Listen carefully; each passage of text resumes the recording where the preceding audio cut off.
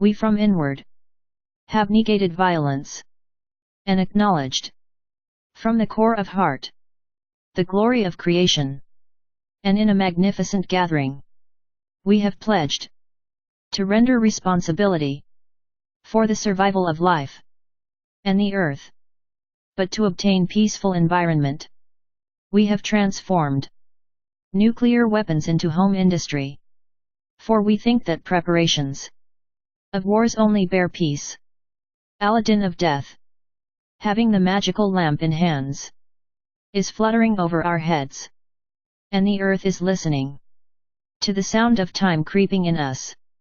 Life has made up her mind to migrate from the earth. How will the earth look when lifeless? Who will be here to witness after all? Aladdin is a fictional character who could effortlessly attain anything through the jinn by rubbing the lamp.